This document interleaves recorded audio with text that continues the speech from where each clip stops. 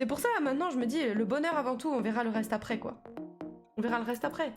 Y a plus rien assuré. Y a plus rien assuré. Je veux pas créer des crises d'angoisse sur les gens qui regardent le stream, hein, pas du tout. Alors, je parle de ce que moi j'ai vu et ce que j'ai vécu, mais il y a pas du tout de...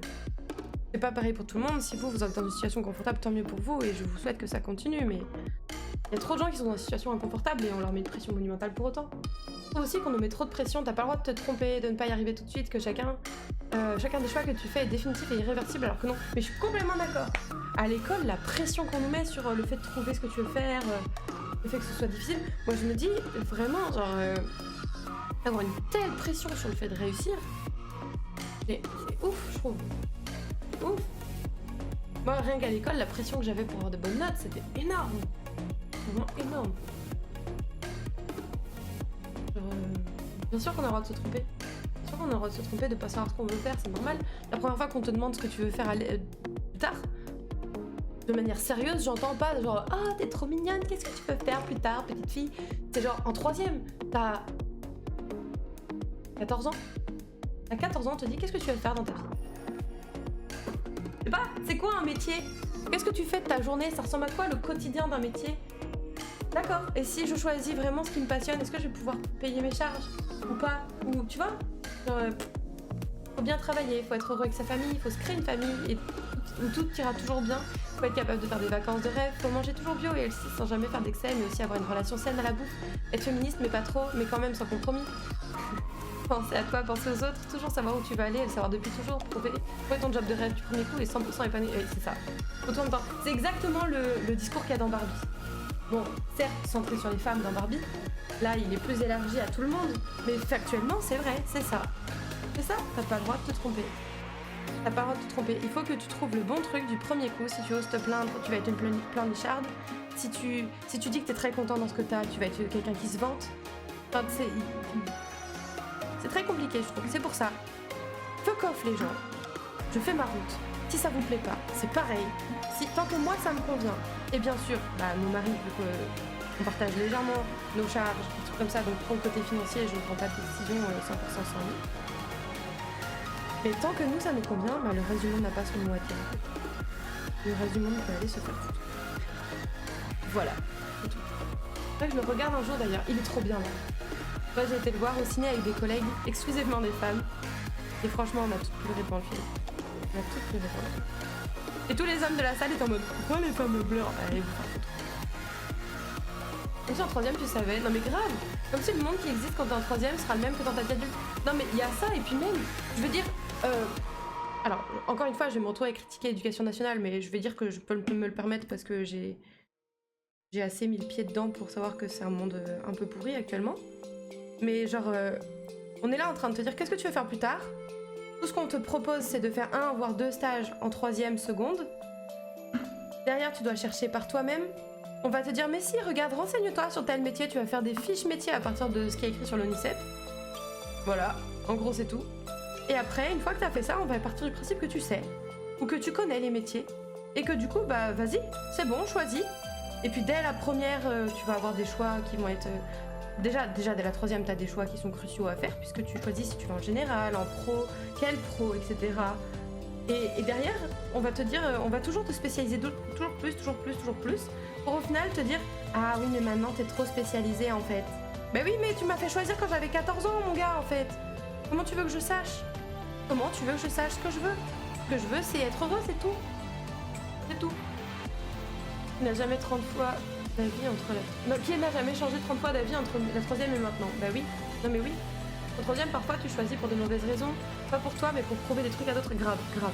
En plus, en 3ème, tu connais pas 10% des métiers qui existent. Mais grave. Comme je disais. Alors, au-delà du fait que j'ai toujours voulu être vétérinaire, si au lycée, on m'avait parlé de la réalité du métier de comptable, 100% je serais comptable aujourd'hui.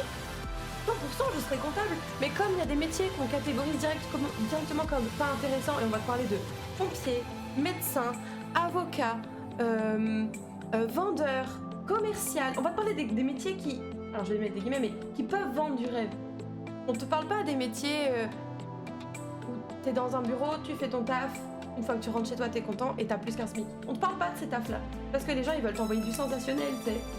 Ils vont être là, mais non, mais regarde, boulanger, c'est trop bien, t'es utile, tu fais du pain, c'est trop bien, t'as des compétences de fou. Oui, d'accord, on parle des horaires de merde, on parle du fait qu'ils sont payés une misère par rapport aux sacrifices qu'ils font. Enfin, tu vois, t'es là en mode...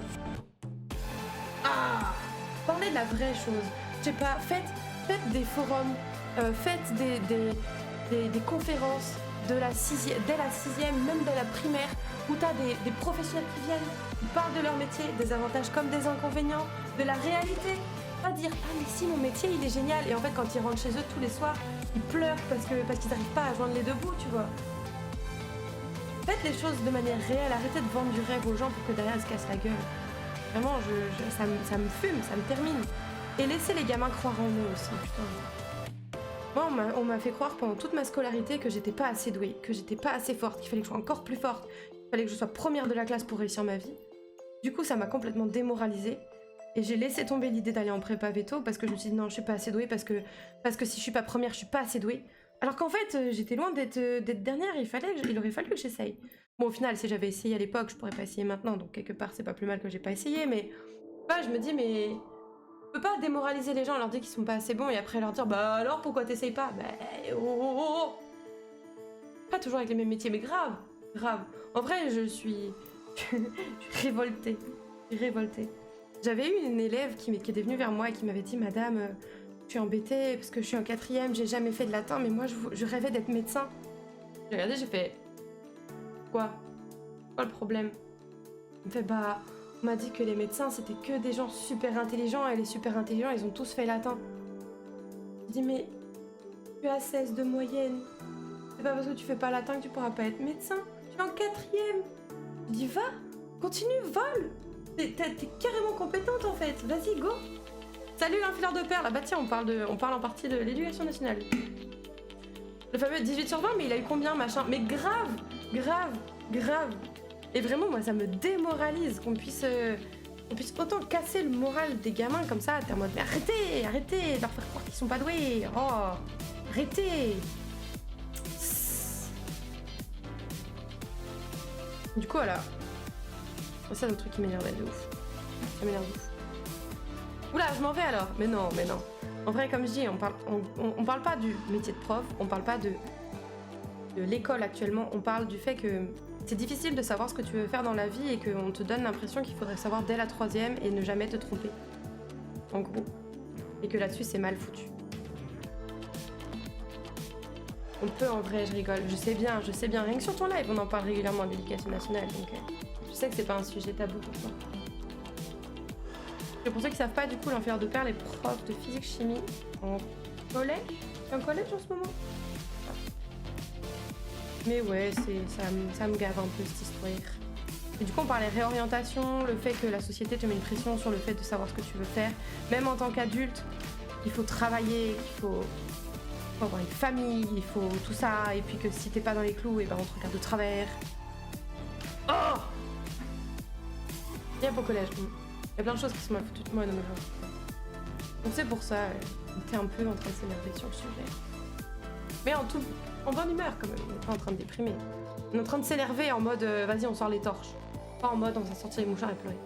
Là c'est de moins en moins le cas, mais oui c'est encore trop ça. Ah moi je trouve que c'est encore beaucoup le cas. Après, ça dépend bien évidemment aussi de ton entourage, comment il est. Mais je trouve que c'est une catastrophe. Hein.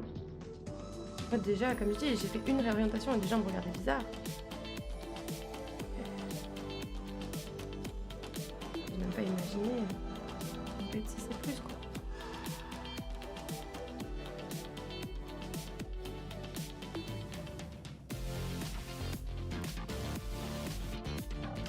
En tant qu'adulte, il faut absolument être dans le même métier, la même société pendant 20 ans, of course. Mais grave. Le truc de vas-y, trouve une boîte qui te plaît à peu près, prends un CDI et comme ça après t'es pépouze toute ta vie, t'es en mode non mais gros. D'accord. Et si ça me casse les couilles ou que je m'ennuie ou que je veux faire autre chose, non, non. Mais oui, c'est encore trop le cas, je t'avoue. Il y a de plus en plus de personnes qui se réorientent, donc ça va changer petit à petit. Ouais, ça va changer petit à petit, mais c'est très lent. Et on a encore une génération qui trinque là-dessus, quoi. Malheureusement.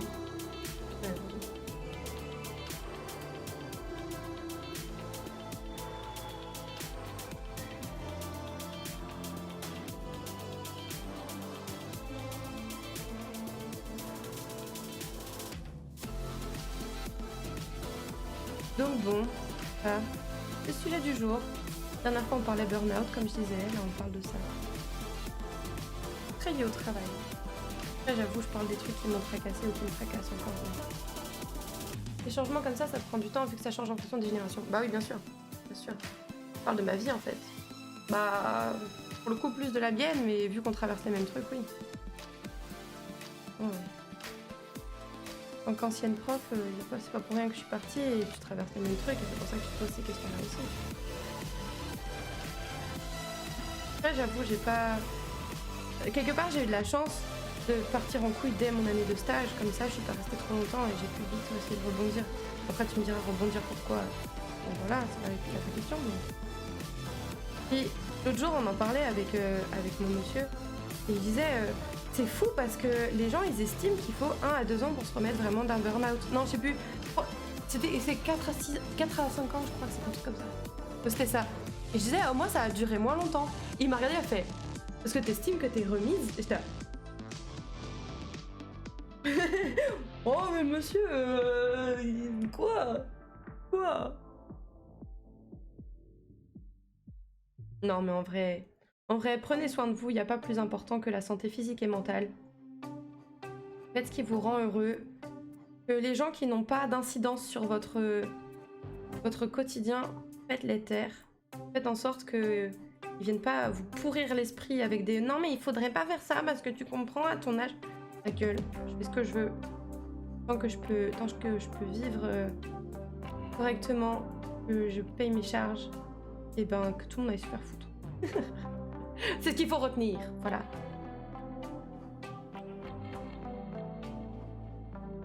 Voilà. Merci d'être venu à mon TED Talk. Clairement, non mais oui, c'est bon. C'est bon. Ça, maintenant, pour mes décisions, je demande à Acecam. Et le reste du monde, m'en bats les couilles. Prenez soin de vous et faites votre priorité au quotidien. Mais grave, faites de vous votre priorité au quotidien. Oui, c'est ça. Je sais même pas si je suis remise du premier. Non, faut du temps beaucoup. En vrai, ça reste ancré, ces conneries, mais grave, ça reste ancré de fou et... Et ouais, ça prend la tête, Donc c'est pour ça. Comme je dis, je commence à peine à me dire que finalement, je peux essayer de faire ce que j'ai envie de faire. Plutôt que juste subir parce que j'ai l'impression d'être une merde. Donc, ça en fait, c'est à quel point ça te flingue ta confiance en toi, ces trucs-là. Allez. Maintenant, il est temps d'arrêter de pleurer en se disant que sa vie c'est de la merde. On se ressaisit, on capte qu'il n'y a pas de raison qu'on soit plus belle qu'un autre ou qu'on n'arrive pas à faire les choses qu'on a envie de faire. Et c'est parti. Let's go.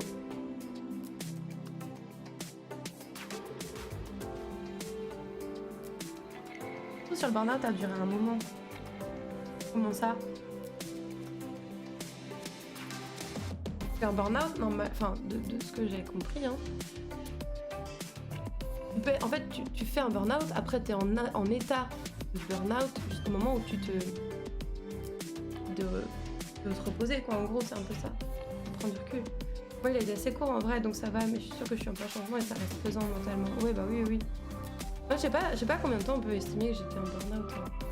Parce que en fait, le truc, c'est que j'ai fait mon burn-out et après, j'étais en dépression. Et je sais pas si c'était la dépression, c'était le burn-out, ou si ça a été après, ou si c'est lié. Enfin, tu vois. Je sais pas. I don't know. Est-ce qu'on parle juste de la phase où, du coup, je ne travaillais plus? Parce qu'après, quand je travaillais, j'étais pas heureuse pour autant. Je rentrais chez moi, je pleurais tout le temps. Enfin, tu vois, c'est vraiment plus de la dépression que du burn-out. Dans le sens où je pouvais aller au travail, physiquement. Mes jambes me portaient jusqu'au travail. Mes yeux avaient arrêté de pleurer. Mais, tu vois, j'arrive pas à... Je sais pas du tout. Je sais ce que mon médecin a mis sur mon arrêt de travail. Mais alors après, la raison pour laquelle j'avais des médicaments, compliqué à savoir ça. Les deux sont liés, je pense. J'ai l'impression que la dépression arrive quand tu acceptes que tu fais un burn-out et que tu conscientises les choses plutôt que garder des œillères. Peut-être. Burn-out, c'est pas une forme de dépression en soi. Pour moi, le burn-out, c'est quand vraiment tu ne peux plus travailler, tu ne peux plus y aller. Moi, c'est ça en fait. C'est que je me forçais malgré les idées noires et tout, je me forçais. Jusqu'au jour où je n'ai pas pu aller au travail. J'ai vraiment pas pu, c'était impossible. Mon corps, il m'a dit non, tu n'iras pas. Et du coup, j'ai appelé mon médecin, j'ai dit bah je ne peux pas y aller. Et elle m'a dit bah oui, vous êtes en burn-out, donc oui. Mais mon médecin, je l'avais vu genre 2 semaines avant, et elle m'avait dit oui mais là vous êtes, c'est dangereux ce que vous faites, c'est très dangereux. Et du coup, elle avait commencé à me donner des anxiolytiques, des antidépresseurs. Elle m'a dit mais là j'aimerais vous arrêter. Et j'étais en mode non, faut pas que je m'arrête parce qu'après ce sera dur de reprendre. Et j'avais en tête le fait que je savais que mes parents ils allaient pas être trop ok avec ça, tu vois. Ils allaient me dire ah non, arrête pas. Et du coup j'étais en mode non je vais pas m'arrêter, je vais prendre des antidépresseurs et des anxiolytiques et je vais forcer et puis au bout des décoffrages ça va passer.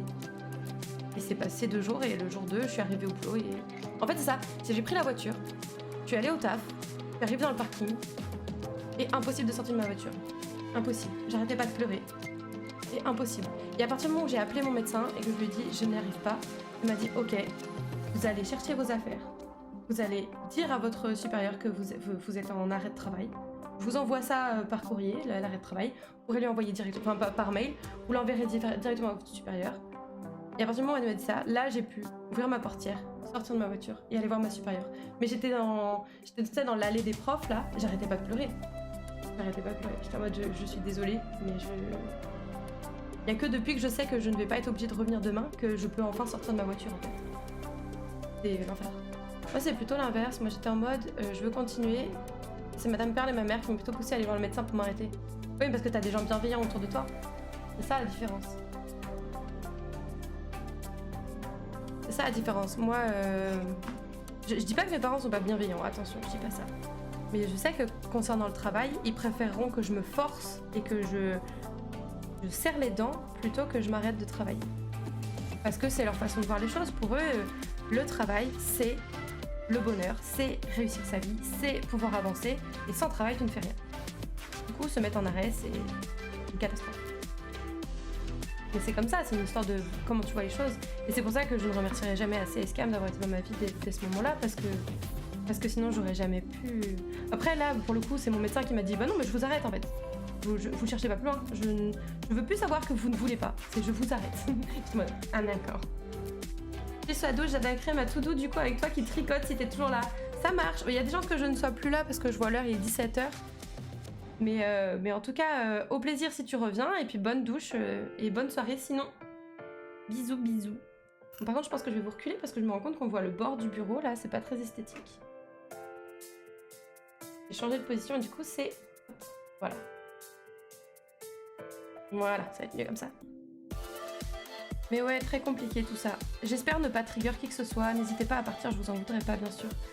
Si c'est un sujet qui vous trigger, je ne veux pas que vous soyez mal. Prenez soin de vous bien sûr, comme d'habitude.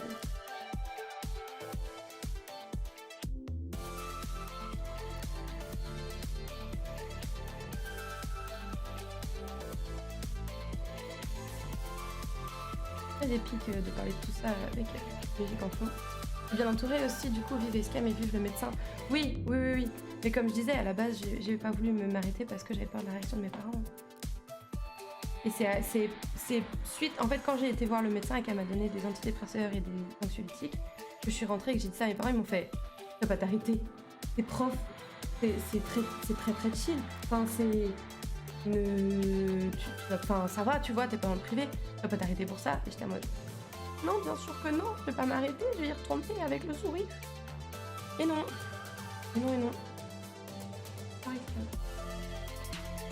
Faut arrêter avec ça vraiment. Ah, mais bien sûr. Non, moi qui me prêtais à rôder devant ton tricot. Après, je dis pas que je vais arrêter dans 5 minutes, hein. T'inquiète, c'est ça.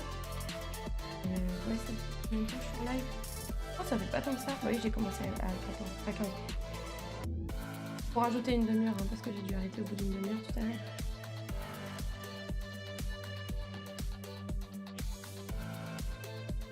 Ah, trop bien cette chose. Mais ouais, du coup c'est pour ça. Prendre soin de soi, c'est important.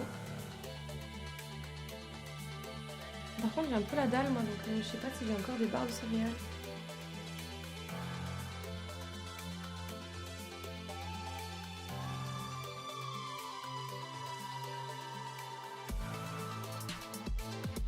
Peut-être pas le métier le plus dur du monde, mais vraiment c'est loin d'être un métier facile, surtout avec les décisions à la con qui sont prises par le ministère.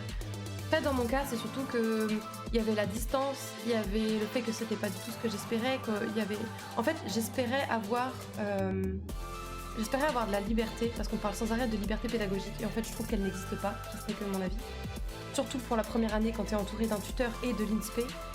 Et en fait, entre le fait que je ne pouvais pas faire ce que je voulais, le fait que j'étais loin de ma famille, le fait que le salaire n'était pas à la hauteur de ce que j'avais besoin, le fait... Tu vois, il y avait plein de trucs qui faisaient que j'étais trop déçue. Putain, en mode, j'ai fait tout ça pour ça, putain.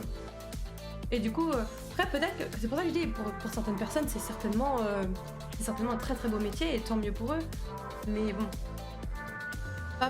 Attends, peu importe qui tu es et ce que tu fais dans la vie, tu as le droit d'être pas bien à un moment donné. Mais grave. Clairement, même si t'es au chômage, même si t'es femme au foyer, même si t'es père au foyer, même si tu es auto-entrepreneur, même si t'es salarié, même si... Tout. Si t'es mal dans ta vie, ça doit être pris au sérieux. Et on doit pouvoir valider tes émotions au lieu de les renier comme ce qui arrive, quoi. Moi, mais non. Donc bon.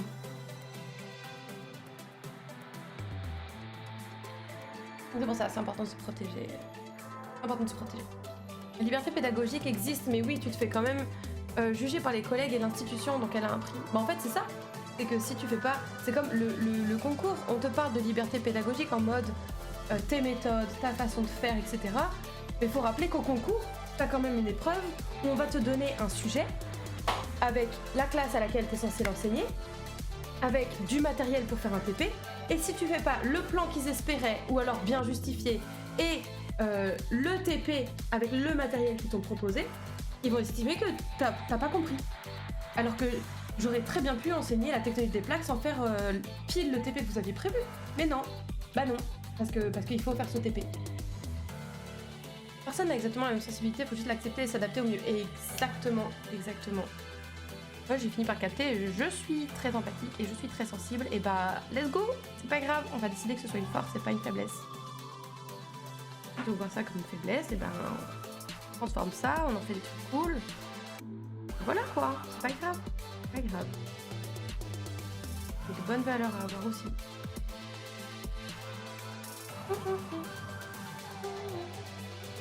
Trop belle cette chanson.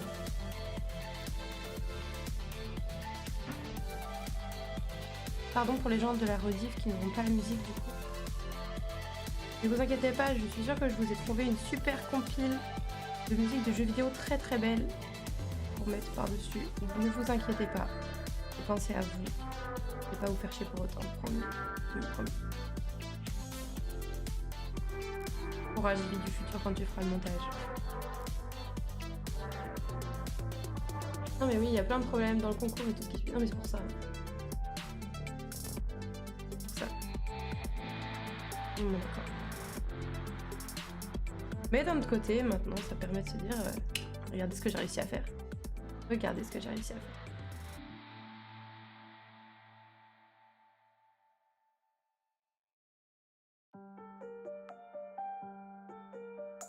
Parce que même si le métier de prof n'a pas été valorisé, en tout cas par mes proches, etc., je connais la réalité du concours que j'ai passé, je sais les efforts que ça a demandé, je sais les difficultés et le pourcentage de gens qui réussissent, malgré que... Pas parce que les gens ne réussissent pas qu'ils n'étaient pas compétents, au contraire. Du coup, je peux me dire bravo moi, j'ai réussi ça, déjà ça de prix. Certes, il est plus valide, certes, mais pour ça de prix, il faut prendre les victoires et les transformer en force, bien sûr. Bien sûr.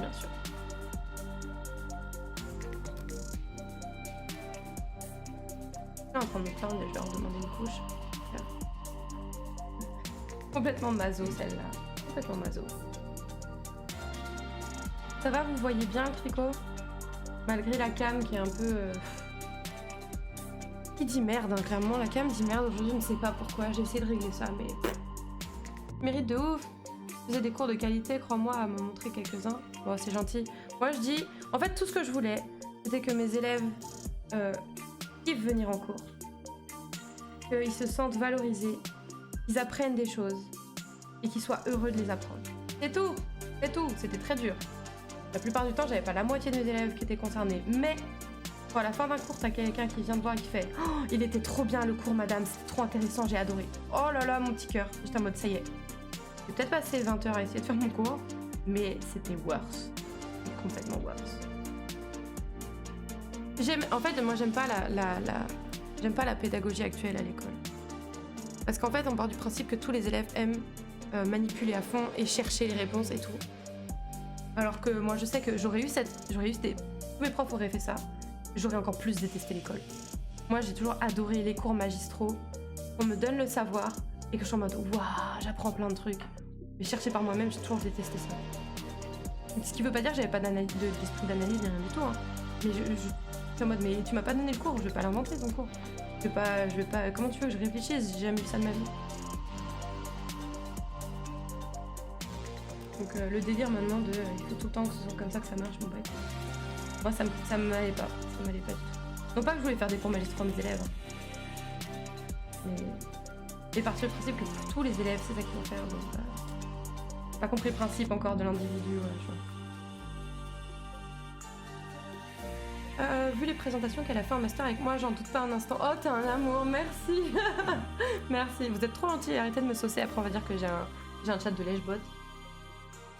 Quasi impossible malheureusement. De quoi? D'intéresser tout le monde.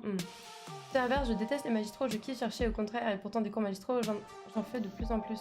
Oui mais je comprends, c'est parce que t'es au bout du rouleau aussi l'ami. Au bout du rouleau. Moi vraiment, les conférences, les cours magistraux, j'ai toujours adoré ça, les TP, j'ai toujours eu en horreur quoi. C'était ça. Et après ça dépend de chacun, moi je sais que je suis très très scolaire. Tu vois par exemple, passer des heures et des heures et des heures le nez dans des bouquins pour apprendre des choses, j'adore ça. C'est pas que ça me fait pas peur de potentiellement devoir repasser encore des épreuves là. Je sais que je vais kiffer apprendre des trucs. Je vais kiffer.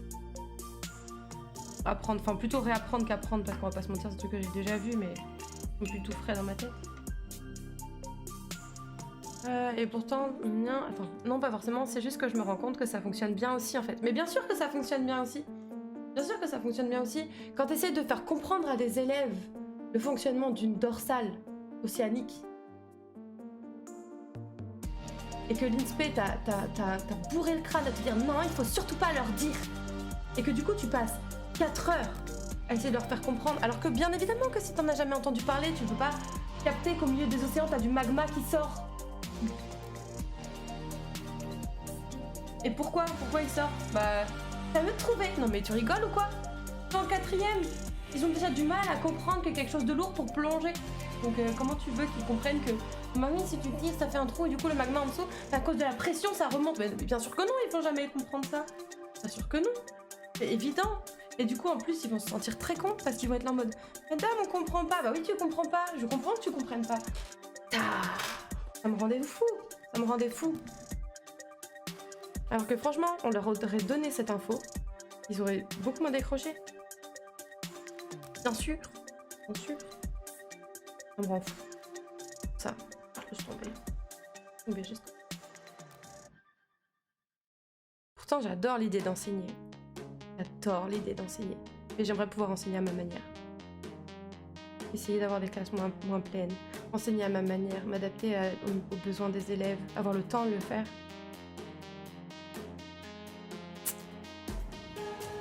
J'en avais marre en sciences d'être pris pour un débile parfois. Comment ça?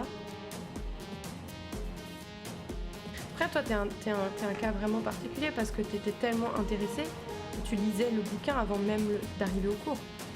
Tu vois, des élèves comme ça, il y en a tellement peu mon pote. Tellement peu. À cause de ce que tu racontes, les limites des profs. Mais oui c'est ça. Ah oui, les histoires on vous parlera pas de ça parce que c'est pas au programme de cette année. Et toi t'es en mode mais pourquoi? Comment ça marche? Pourquoi? De comment? De lien? Clairement. Je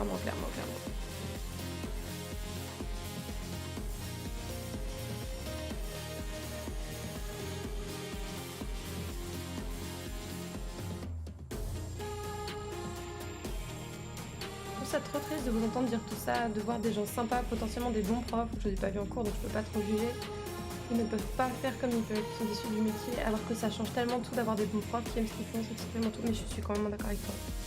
Complètement d'accord avec toi. Tu vois, quand j'ai démissionné, je me suis dit que j'allais essayer d'être prof contractuel, dans le sens où t'as pas l'INSPE, t'as pas la phase de stage où t'as une tutrice, la fac te dise comment tu dois faire les choses. Je me suis dit, on me laisse faire le taf comme je le veux. Je suis sûre que je pourrais kiffer. Et en fait, le problème, c'est que maintenant, avec l'idée de préparer des cours et de me retrouver dans une classe, ça m'angoisse terriblement parce que trauma, merci. Du coup, c'est même pas la peine d'essayer en fait. C'est même pas la peine d'essayer. J'avais une copine, je me souviens, pendant que moi j'étais en stage, qui était contractuelle. Et quand elle me racontait ses journées, comment elle préparait ses cours et tout, j'étais en mode, mais en fait, c'est ça qu'il me faut. Il faut juste que j'ai moins de gens qui me cassent les couilles à me dire ce que je dois faire. C'est juste ça. Et ça se passerait 1000 fois mieux. Pour moi comme pour les élèves. Et c'est pour ça, ouais, moi ça m'a déprimée l'histoire de... Être prof, ça m'a ouvert les yeux sur la condition de l'éducation nationale. Ça m'a déprimée.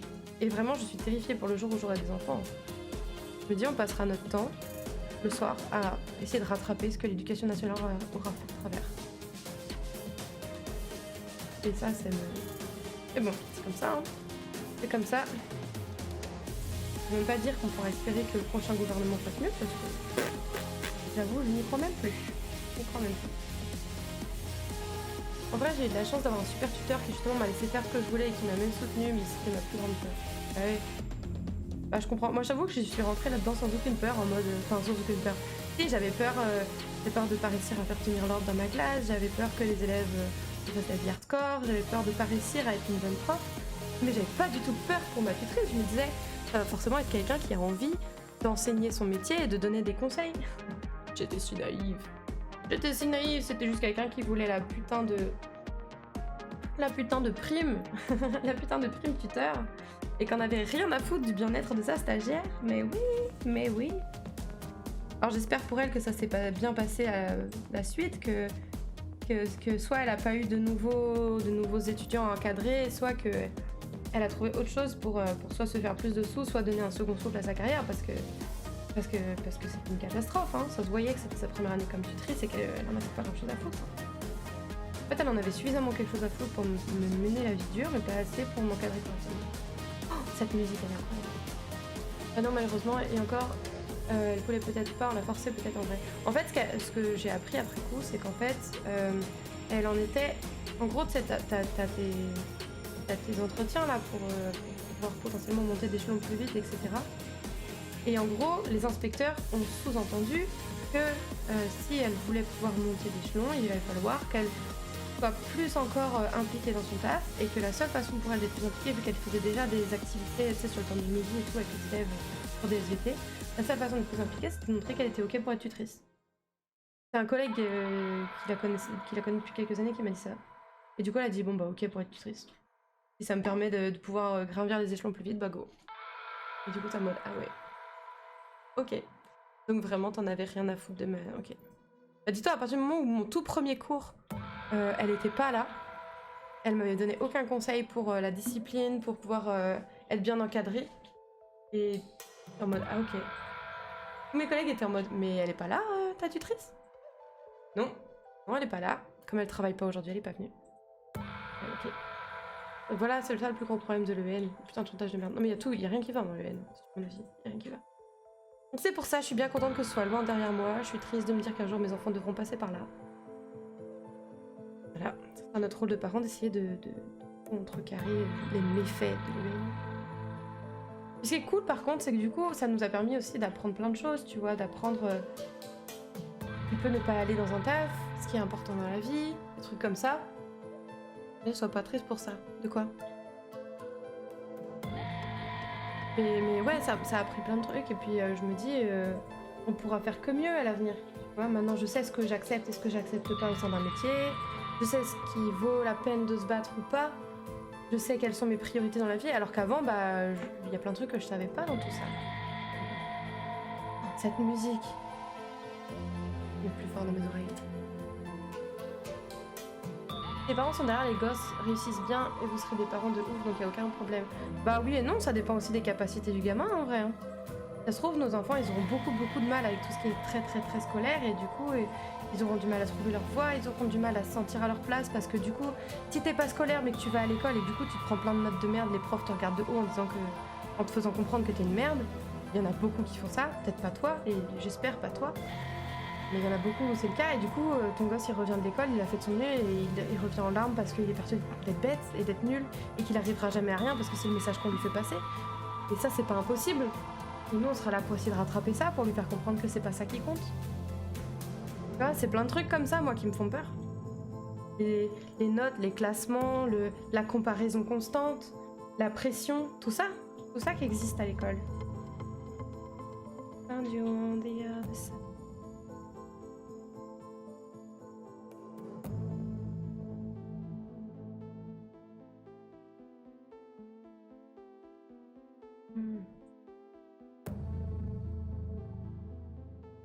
Oula, je l'ai fait à l'envers, attends.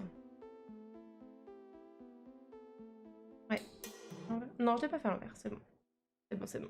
Ce sera pas facile peut-être, mais il s'en sortira, c'est sûr, on verra. Moi, je me bats pour leur faire comprendre qu'on en a rien à foutre de ces notes de merde. Ouais, mais malheureusement, entre eux... Alors c'est bien, mais il faudrait que toute l'équipe enseignante soit comme ça, et tu sais pas comment sont les parents derrière à la maison. Donc tu vois, entre tout ça, ça fait que, en tant que prof, t'es vite démuni, en tant que parent, t'es démuni, parce que c'est une histoire de travail d'équipe. Faut que les messages soient les mêmes. Compliqué. Compliqué. Moi, tout ce que je veux plus tard, c'est que mes enfants soient heureux, épanouis, qu'ils trouvent leur voie, qu'ils trouvent ce qui fait que leurs journées ont du sens. Peu importe ce que c'est. C'est ça mon objectif. Et je trouve que c'est un objectif qui est pas... Et petit, pas si facile, mine de rien, à atteindre. Et qui est souvent dévalué, je trouve. Je voudrais qu'on puisse leur redonner l'impression que c'est ça le plus important. C'est ça que je veux. Peu importe ce qu'ils entendent dehors, ce qu'ils entendent leurs copains dire, ce qu'ils entendent leurs profs dire. Enfin, ça le plus important, et on verra. Les messages ne sont pas les mêmes, bah ouais, c'est ça. Vu qu'on a contacté mon principal agent pour dire que j'agresse verbalement les élèves. Quoi? Pourquoi? Quoi? Comment ça? Passé. Attends, ça... La TH de ma...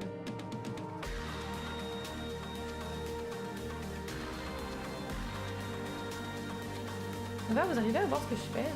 Maman d'un élève qui a dit ça, mais pourquoi? T'avais dit quoi?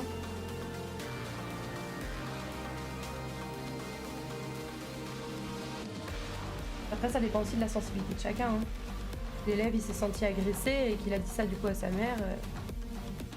Ou que la mère, elle estime que c'est un truc qui se disent pas, tu vois, peut-être que, comme on disait tout à l'heure, c'est une sorte de sensibilité aussi. Hein.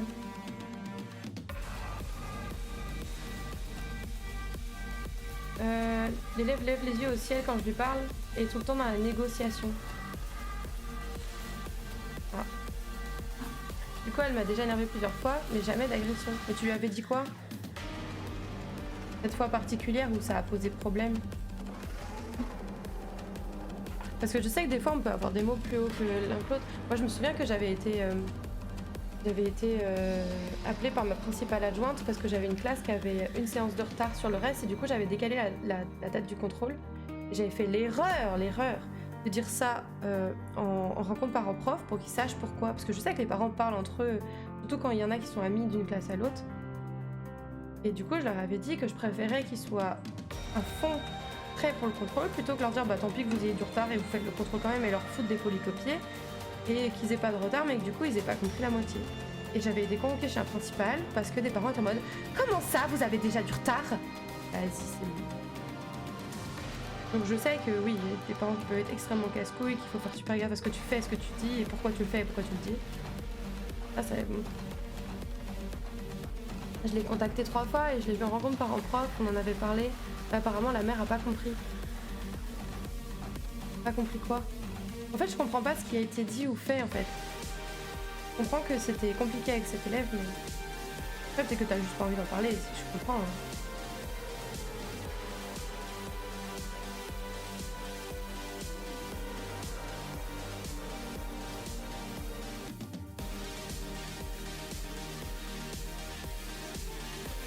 Je me souviens, moi, mes élèves, une fois, j'avais dit vous vous foutez de ma gueule. Ils avaient tous été trop choqués. Ils étaient oh, mais madame, comment vous parlez? Vous parlez jamais comme ça d'habitude. Donc je me dis, des fois, ils sont impressionnables pour pas grand chose. Ça dépend de l'exemple qu'ils ont, s'ils ont compris qui t'étais et s'ils ont compris que parfois c'est pas forcément du premier degré ou trucs comme ça, quoi.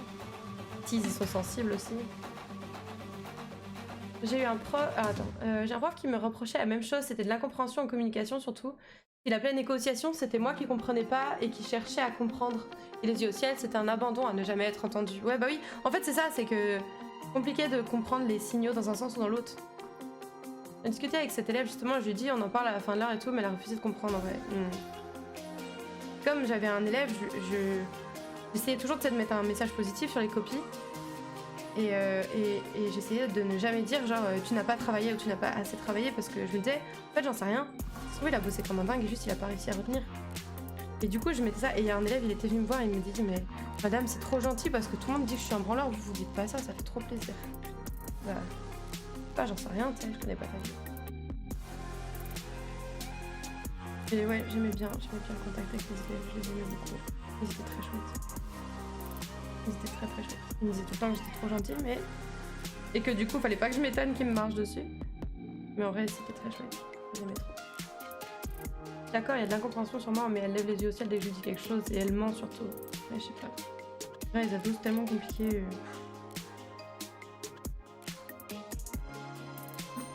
Surtout, comme je dis, en fait, quand on n'est pas les parents de l'enfant... Bon, déjà, les parents ne connaissent pas leurs enfants à 100% à partir de l'adolescence. Ça, c'est mon point de vue. Donc déjà, voilà. Mais en tant que prof, on les connaît tellement pas. On sait tellement pas. Ils vivent dehors, en dehors des classes, chez eux. Que leurs parents tiennent comme discours aussi, tu vois. Parce que si ça se trouve, les parents ils tiennent un discours de de toute façon, les profs c'est des incapables. Tu t'en bats les couilles. Bah, tu m'étonnes qu'après elle soit. Ouais, on sait pas. On sait pas du tout, on sait rien. Quand je reproche un truc à un élève, c'est que je suis sûre de ce que j'ai vu, entendu, et elle ment tout le temps.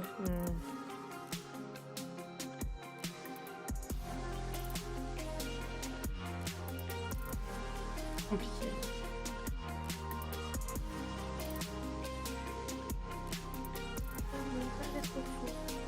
Moi j'ai rien.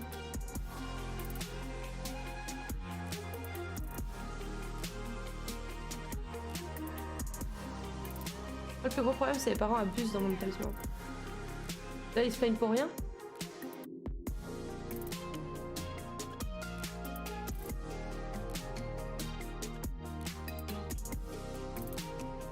Absent. Ah, les parents absents, pardon. Ah oui, ah bah oui, bah ça tu peux rien y faire, malheureusement. Sauf que du coup, ça marche même plus comme menace ou quoi que ce soit dans l'éducation de leurs enfants. Bah oui, oui. Bah oui.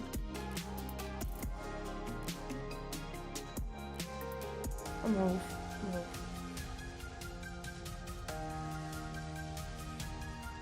Et tu vois ce qui me fume, genre, je change légèrement de sujet mais pas trop, c'est que quand j'étais au collège et au lycée, j'étais une élève très très studieuse, très gentille. Le pire qu'on pouvait me reprocher, c'était que j'étais bavarde parce que je discutais avec mes copines, tu vois.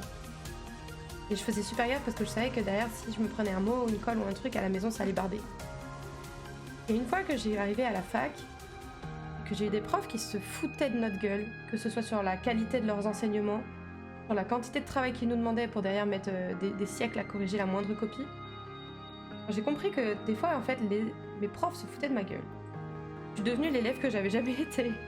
J'ai commencé à manquer de respect aux profs. J'ai commencé à lever les yeux au ciel, justement, à souffler, à sécher, J'étais en mode, tu te fous de ma gueule? Eh ben, je vais me foutre de la tienne. Y a pas de problème. Et tu vois, je me dis, il suffit que, genre, au collège, lycée, j'aurais eu moins... Si j'avais eu moins peur, tu vois, ou que ça avait eu moins de sens pour moi, l'école, les résultats, tout ça, ça se trouve, j'aurais été pareil. Et certains profs, j'avoue, je me souviens, ils abusaient, c'était... J'avais tellement peur des répercussions que je disais rien, je faisais rien, j'étais toute gentille. Donc après, tout dépend des codes de chacun, ce qu'il estime comme abusé ou pas. Et bien évidemment que le prof, il a raison de vouloir maintenir l'ordre et ses règles dans sa salle de classe. C'est tellement compliqué en vrai. C'est une vie en société très particulière, l'école. Après, le problème, c'est que j'ai eu cette année, c'est qu'avec ma dépression, j'étais à fleur de peau et je m'énervais très facilement sur les élèves. Et ça n'a pas dû être simple pour les élèves non plus. Ouais. En fait, c'est ça. Moi, c'est ce que j'avais dit aussi à mon médecin. Je lui avais dit, pour l'instant, je veux pas m'arrêter. Quand elle avait, elle, voulu m'arrêter, j'ai dit, je veux pas m'arrêter parce que... déjà, je veux pas m'arrêter pour les élèves. Parce que je veux pas qu'ils se retrouvent sans prof. C'est une galère sans nom après. Et j'ai dit, par contre, si le jour où je ne peux plus... que ça se ressent vis-à-vis des élèves, je m'arrête. Parce que c'est pas à eux de prendre pour moi, en fait. Pas à eux de prendre pour parce que moi, je suis pas bien. pas à eux de subir le fait que je sois à fleur de peau, que je vais pleurer peut-être, que du coup je me ferme comme une huître, comme ça. Oula non. Hop. Mais après c'était... C'est parce que justement j'avais peur. Déjà de base j'avais du mal à me faire respecter entre guillemets, à garder l'ordre. Alors s'ils me voyaient comme ça, c'est sûr que c'était foutu. Sûr que c'était foutu. J'étais grillée si je faisais ça. Déjà que je l'étais un peu, mais alors là... C'est compliqué de s'en rendre compte sur le moment en vrai. Bah c'est ce que je dis, moi c'était entre guillemets facile parce que comme je pleurais beaucoup, je me disais si je sens que je suis prête à pleurer avec les élèves, c'est mort. C'est mort. C'est ciao. Et le truc c'est que j'ai craqué avec mes collègues avant de craquer avec les élèves, donc du coup bah... C'était assez facile comme signal quoi.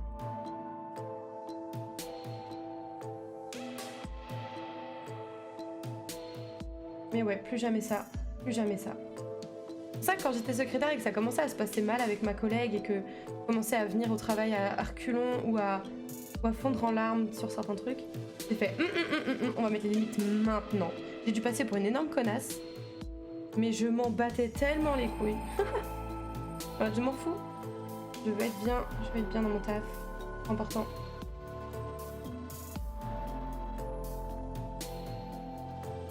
Monsieur, attends, je me suis rendu compte une fois que ça allait mieux, et c'est pour ça que j'en ai parlé aux élèves. Ah oui. Quand je suis revenue et qu'ils m'ont demandé pourquoi j'étais absent, je leur ai dit que j'étais en dépression et que je me suis excusée pour m'être énervée suffisamment. Je pense que c'est important pour restaurer une relation de confiance avec les élèves, c'est sûr. C'est sûr. Et ils ont été plus doux depuis ou pas?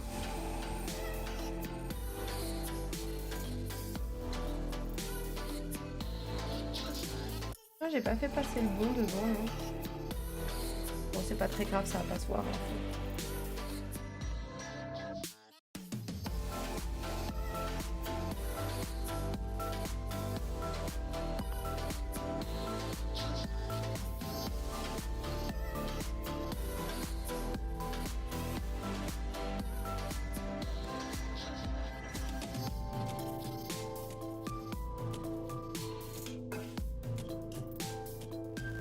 Pour la plupart, ça se passe mieux, oui. Après, certains, comme l'élève dont je parlais tout à l'heure, non, pas du tout. Merde. Parce que du coup, elle utilise la faiblesse que t'as montrée ou juste rien à foutre. Du coup, ça n'a juste rien changé, ni en positif ni en négatif.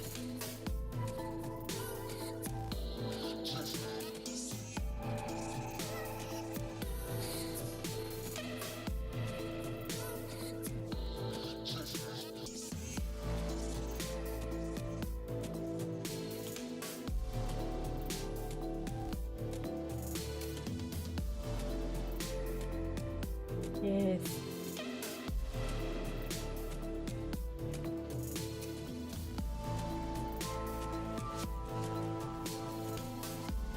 Ça à la salle, mais quel banger.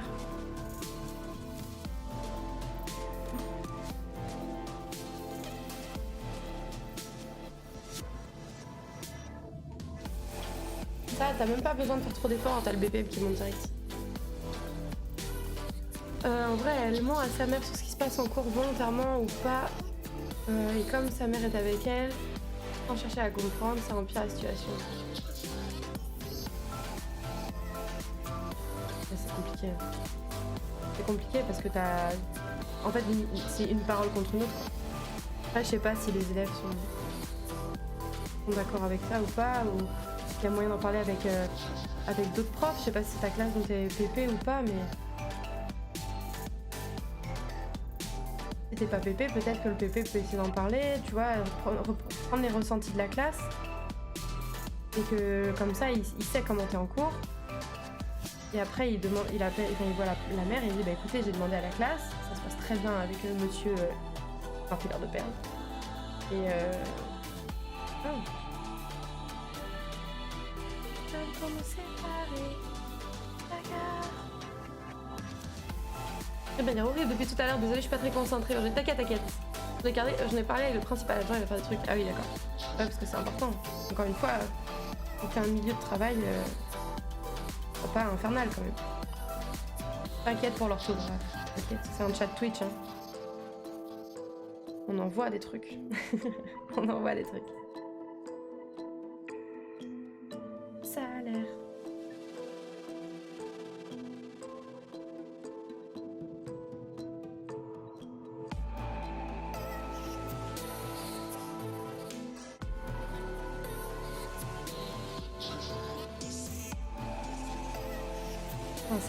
J'adore cette chanson. C'est une élève sur 3 ans, donc en vrai, je me remets pas trop en question. Après, oui, non, je comprends le principe, enfin la façon de voir les choses. Après, on est différents, les élèves sont différents, ce qui fait qu'on a des relations différentes avec chaque élève, je trouve, enfin, ou la majorité en tout cas. Et du coup, on peut avoir des comportements qui sont différents avec un autre élève, avec un élève et qui sont pas adaptés. Tu vois ce que je veux dire? Ouais, c'est clair. Je suis pas du tout en train de remettre en question ta façon de faire cours ou quoi que ce soit, hein. Vraiment, je suis persuadée que t'es un très très bon prof. Mais je me dis, tu vois, par exemple, je me comporte pas de la même manière avec tout le monde. Et même si globalement je pense que je suis quelqu'un de bienveillant, il y a des personnes avec qui je ne le suis pas pour X ou Y raison. Et du coup, à ce moment-là, mon comportement peut être discutable. Et quand je demande à d'autres gens, ils me disent ouais, là t'as abusé. Ça veut pas dire que globalement je suis quelqu'un qui abuse. Ça veut juste dire que à l'égard de cette personne-là, avec la relation qu'on a, c'est pas forcément les meilleures réactions qui soient, quoi. Vraiment un tort sur un truc, mais bon, de là à parler d'agression verbale, faut pas exagérer. Je sais pas, comme je disais, ça dépend de la sensibilité de chacun, je sais pas du tout. Je sais que, tu vois, par exemple, j'avais un prof quand j'étais en première, moi je le trouvais trop drôle. Il nous appelait les moches, très drôle. En vrai, on rigolait beaucoup avec lui et on apprenait plein de trucs. J'ai ma moyenne d'SVT à Skyrocket quand j'ai été avec lui. Il nous appelait les moches, moi je trouvais ça marrant. Moi j'avais mon petit surnom perso, c'était la dinde, parce que je riais tout le temps avec 300 ans de retard. Et du coup je gloussais au fond de la classe et du coup il m'appelait la dinde. Moi ça me faisait marrer. Mais je sais qu'il y a des gens dans la classe qui prenaient très très mal ça. Et je sais qu'il y a des parents qui ont été mis au courant et qu'il a eu des soucis avec ça. Alors que, en mode c'est bon, c'est pas méchant, c'est pour rigoler. Mais la sensibilité de chacun fait que y en a qui trouvaient que c'était déplacé et que ça n'avait pas sa place. Que c'était pas un comportement qui était excusable. Alors qu'en soi, c'était un des meilleurs profs que j'ai eu, quoi. Vraiment, il était excellent. Mais il avait un humour un peu piquant. Bon bah soit.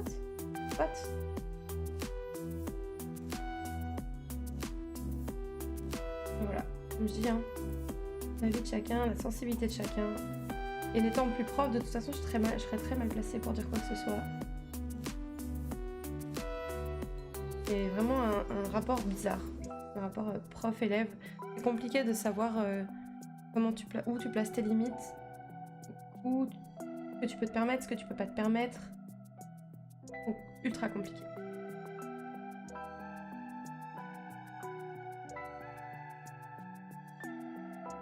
Et c'est un des trucs, un des questionnements qui me manque pas pour le coup.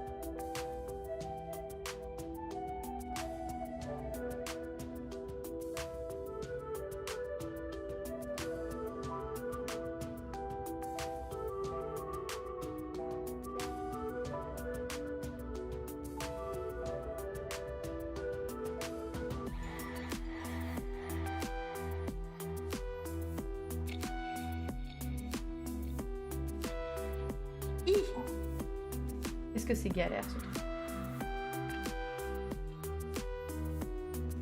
Oh, j'ai les yeux qui commencent à sauter.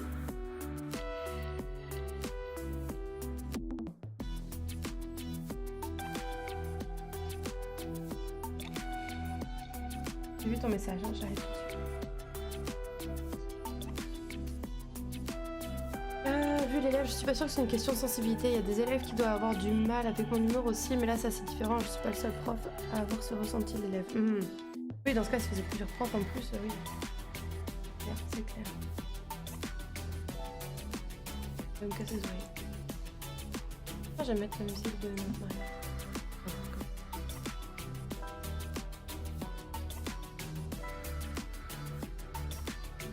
Je vais voir si... Non, je peux pas. Je vais voir si elle se fait strike ou pas.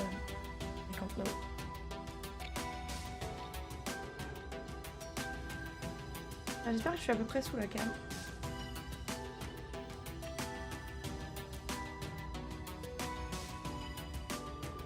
Ouais, mais là t'as bien du courage, parce que moi, de toute évidence, ce métier ne me manque absolument pas.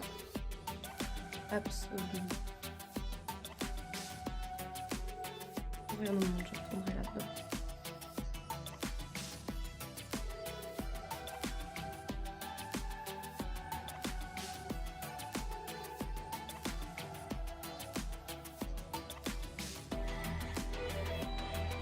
encore vous laisser, ça marche. C'est cool ce petit débat, mais ça donne un peu l'impression que je me justifie. Mais non, mais t'inquiète, t'inquiète. Non, mais y a pas de quoi, t'inquiète.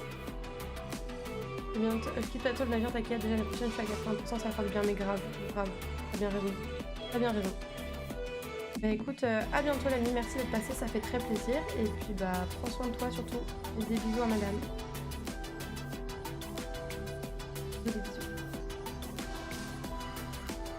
Et quelle heure? Ouais, je vais pas tarder. Fini mon rang et puis...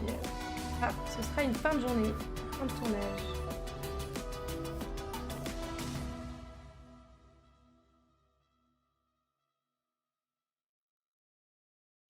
Coucou Escam, et ben, des bisous. Bonne fin de live et à plus. Merci. Mira. Welcome back.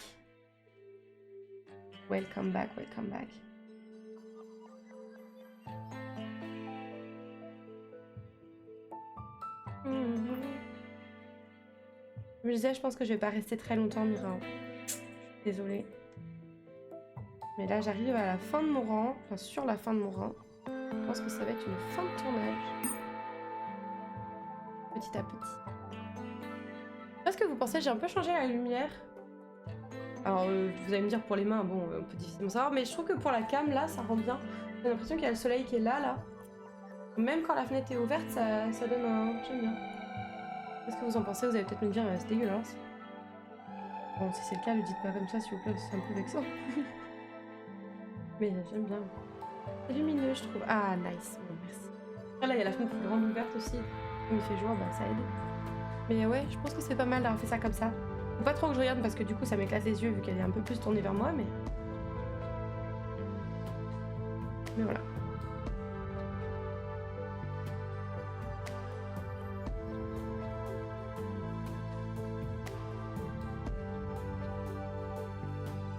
La musique est incroyable. Qu'est-ce que je l'aime. Bon, je vais pas vous faire le cauchemar de chanter, bien sûr.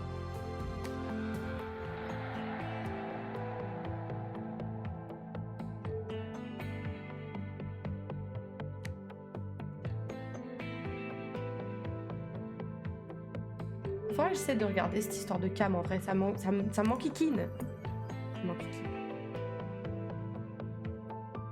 Elle est très belle, c'est vrai, je connaissais pas. Ah bah elle vient de Final Fantasy XIV, que je ne cesse de recommander. Pas 14, 15 pardon, voilà, je suis matrixée, ça y est. Mais Final Fantasy XV incroyable, très bon jeu, musique de fou malade. Il y a 3 titres qui ont été faits par Florence and the Machine. Et ils sont tous les 3 incroyables. Attendez, je vais vous mettre l'autre.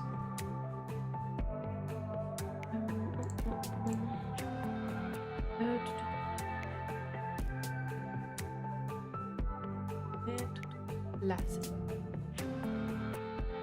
Non, je suis voilà. Ouverture de balle, accessoirement. Accessoirement, ouais, notre ouverture de balle. Attends, elle est tellement belle. Tellement belle. Ça marchait très bien comme ouverture de balle. Et c'était à la fois épique et à la fois très mignon. Très chouette notre ouverture de balle, je suis très contente. Globalement, il était pas trop mal comme mariage. Hein. Vraiment, tape sur l'épaule. Stylé, ouais. Je disais, j'ai fait la première partie avec mon papa, la musique de La Belle au Bois dormant. Et après, hop, on switchait et on passait sur ça avec monsieur. Bien. Bien.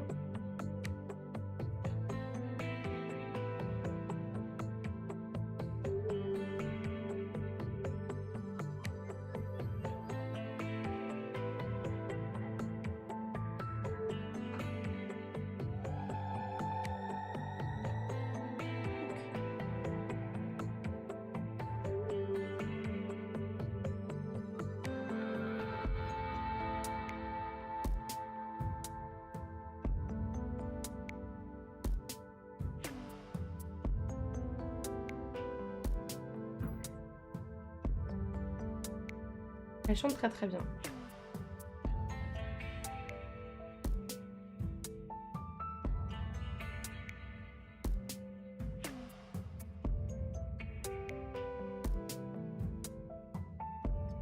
Du coup, Mira, quand je ferai mon chemisier, je te demanderai peut-être des coups de... Enfin, pas des coups de main, mais genre des conseils.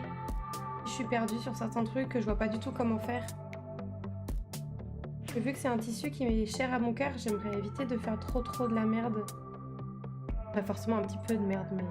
J'aimerais éviter... limiter la casse, quoi.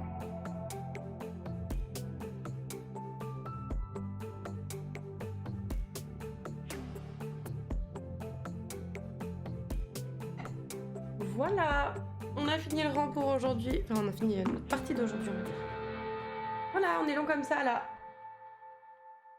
On est bientôt rendu au début de la manche. Ça, c'est cool. Ça, c'est très cool. Bon, je suis désolée, mon aiguille n'est pas assez longue pour pouvoir voir le truc en déplié, mais... On voit à peu près. Alors, vous imaginez, un jour, juste le porterai en stream, en tant que vêtement. Vous serez là en mode... Je l'ai vu être fabriqué, ce truc. Je l'ai vu. Oh là là, j'ai entendu mon nom. Ouais, je disais, quand je ferai mon chemisier en couture... Pardon? Si je suis vraiment en galère ultime, je pourrais te demander des conseils, peut-être. J'aimerais éviter de gâcher tout mon tissu. Bien évidemment, je chercherai d'abord par moi-même, mais... Vraiment, je suis coincée. Ça va être beau, ouais, je pense, je suis contente. Et tout le dos, en fait, il fait ça, regarde. Oh, pardon, le micro. Dans quel sens? Il est là. Voilà. Le dos est là. Faites-moi la taille du bébé, là. Gigantesque. Gigantesque. Il est un peu empirouillé, mais... Voilà. Quel tissu, quel modèle? J'ai pas le modèle. J'ai le tissu, je crois, quelque part. On va pouvoir le trouver. Attends, je vais voir ça. Je reviens. Hop, je me mute pas ni rien. Je vous laisse... Quoique si, je vais vous mettre sur la scène de pause, ce sera quand même mieux. Je reviens.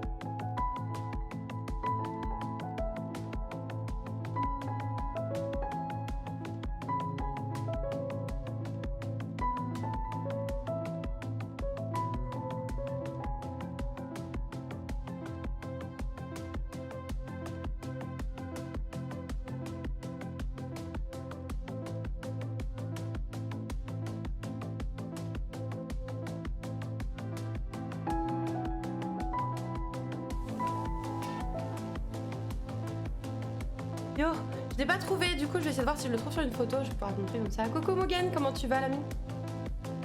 Attends, je vais mettre ça, hop, on plus avec ça. On va avoir des photos, on le voit normalement.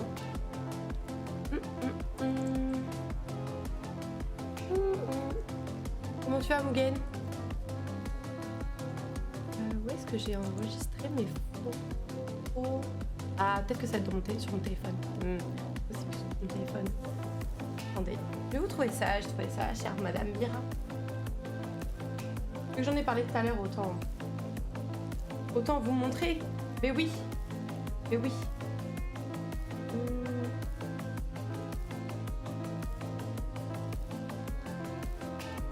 Dans Download, je devrais l'avoir quelque part. Il me faut l'arche. Oh, il casse les couilles, il y a des photos, mais il y a mes potes dessus. Attends, c'est bon, je l'ai. Pouvoir la partager et je vais éraser. Oh non, mon danger, ma stop de coque. Oh putain! Oh ouais, tu m'étonnes que t'étais éclaté du coup. Ça va mieux du coup? Ça va? Pas trop. C'est quoi cette histoire de chemisier, projet spécial? Non, non, c'est que en fait, je voulais, avec le tissu du mariage, je voulais le réutiliser et j'aimerais en faire un chemisier parce que je pense que j'aurais pas assez pour faire une robe par exemple. Ou que tout de suite ça ferait une robe beaucoup trop. Comment. Sophistiquée. Et comme c'est trop sophistiqué, je la porterai pas. Donc du coup, je me dis que si j'en fais un chemisier, il y a moyen d'essayer, avec des accessoires, de le rendre plus du mariage. En fait, non, pas de la robe. Non, non, ma robe, elle est intacte. Non, non, c'est un tissu qu'on a utilisé pour la décoration de l'arche sous laquelle on s'est échangé nos vœux. Non, ma robe, elle reste intacte, on n'y touche pas. Tac, je vais juste shooter le visage de mon pote. Parce que bon, l'anonymat, tout ça. C'est quelqu'un qui est très à cheval sur ce truc-là, donc on va éviter. Hop, et ouvrir la photo. Là. Voilà, on va gentiment dégager mon pote. Il m'en voudra pas, loin de là. Voilà. Tac. Alors, sachant que... Attends. Voilà, partage d'écran. Bien. En MP sinon... Non, mais t'inquiète. C'est pas Escam, sinon je l'aurais diffusé. Plaisante. Pourquoi il me dit pas partage d'écran? Ah mais non, il me faut ça. Voilà. Tu vois, c'est un tissu comme ça, là. C'est pas parfait en qualité, mais... Quoique, on voit à peu près bien. Tu vois? Il y a un effet très satiné. Alors, faut savoir que tout ça, c'est pas des points. On n'a rien cousu, c'est des épingles à nourrice. Et tu vois? Et du coup, il est satiné avec juste les dessins là qui sont... Et je pense qu'en chemisier, ça va être très beau. En featuring sur ses posts Insta. Mais grave. C'est pour ça difficile de dire que t'as pas envie d'être vieux alors que... Mais du coup, tu vois, je pense que ce sera attendu parce que ça va être un tissu un peu fragile, enfin plus fragile que ce que j'ai eu l'habitude de coudre avant ça. Mais je pense qu'il y a moyen de faire un très joli chemisier avec ça. J'ai une taille quand même relativement conséquente, tu vois. Donc je pense qu'il y a moyen d'en faire un truc sympa, je pense. Parce que tu te doutes bien que ça fait pas 50 cm par 50 cm. Hein. T'avais un humain, il faisait cette taille-là, tac, ça c'est 1m70, tu vois. Donc ouais. Zoom sur le drapé de gauche pour voir. Ouais, je pense que je peux pas te faire mieux que ça. Hein. Après, il y a de la quantité, ouais. Sauf qu'il est coupé en biais bizarrement ou quoi. Bah, il y a des endroits où c'est un peu le cas, mais ce sera pas sur le bout, ce sera parce qu'il est... Pardon. Il fait pas la largeur. Ouais, il a été coupé en deux. Si c'est un rectangle, t'as de la matière. En fait, t'as un grand rectangle là. Et je crois que c'est à peu près 1 mètre de large. Et pareil de l'autre côté. Tu vois? Donc je pense qu'il y aura moyen de faire un truc sympa avec ça.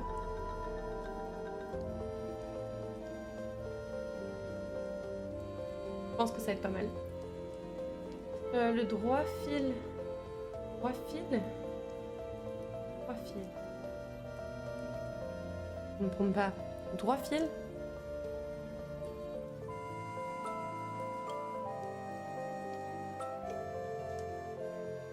Déjà, il faudrait que je remette la main dessus. Je sais plus les ranger avec tous les déménagements, c'est compliqué. Mais...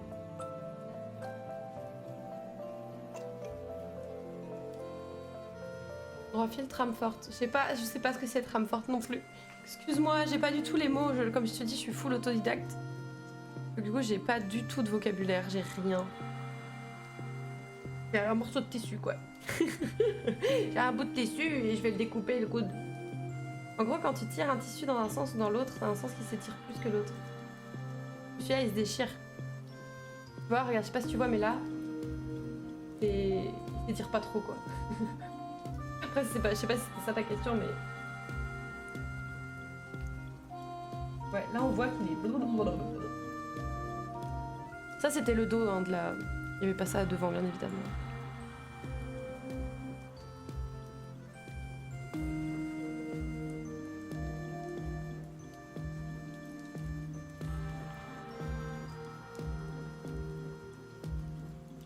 Un carré au pif et en plein milieu et tu te tires sans arracher. Je sais pas. Il est pas très élastique le boucre, donc je saurais pas trop te dire. Je ne le connais pas du tout assez. Ce que je sais, c'est que c'était un tissu qui nous a coûté assez cher et qui est très joli, donc j'aimerais bien en faire quelque chose, quoi. Selon le sens du droit fil, tu peux faire une robe. Hein. Ah ouais, tu penses? Après, je pense qu'elle serait un peu trop chicose si je fais une robe là-dedans. Je sais pas. Surtout qu'elle est un peu transparente, donc il faudra que je mette une... Enfin, le tissu est un peu transparent, donc il faudra que je mette une... Large, mais ça dépend... Ouais, ok. Bon, bah, je me renseignerai et j'essaierai de t'en dire ça, du coup. Ouais, de t'en dire ça. Une petite doublure, ouais, c'est ça. C'est ça, il va falloir une couche en dessous pour éviter qu'on voit ma culotte. Voilà. Voilà. Mais voilà, toujours est-il que... il y aura moyen de faire un truc très sympa avec. Et que ce serait trop dommage de gâcher un tel tissu alors que il nous a coûté cher et en plus de ça, il est important pour nous en termes de... Ouais, j'aurais bien aimé, bah genre, tu sais, chemise, enfin plus une chemise qu'un chemisier, mais tu sais, avec vraiment un petit col, pas qui est fermé là, mais tu vois, un peu comme ça là, et des manches un peu bouffantes qui se referment au niveau là. Tu vois? Trop cool de redonner vie. Bah ouais, surtout quand il est beau comme ça. Après, tu connais, hein. Tu connais, hein, pour redonner vie au tissu. Un peu la pro. D'ailleurs, j'en profite. Je sais pas si tout le monde est sur le live, toutes les personnes qui sont sur le live entendent ce que je dis. Mais n'hésitez pas à aller voir le site de Sapir, donc de Mira. Il fait des super chouchous, entre autres. Il y a bien d'autres choses. Avec des tissus réutilisés. Donc, c'est très très beau ce qu'elle fait. N'hésitez pas à aller voir. Ça fait toujours un super cadeau. Notamment j'ai celui-là. J'ai souvent celui-là au poignet, hein, mais si vous en avez vu un autre en les couleurs serpentard, ça vient aussi de là, donc n'hésitez pas, c'est de la qualité, c'est fait avec amour. Vous n'aurez pas la même chose ailleurs, donc voilà. Yo play, salut Vigo. Alors pour info, ce que tu viens de décrire demande autant de tissu qu'une robe. Et le droit fil pour les manches bombées, c'est hyper important. Ah ok, bon bah je note. Faudra que je vois ça du coup. Puis après ça dépend de la robe aussi, parce que si j'avais fait une robe, je sais pas si j'aurais fait manche courte. On verra. Écoutez-moi cette merveille tout de suite.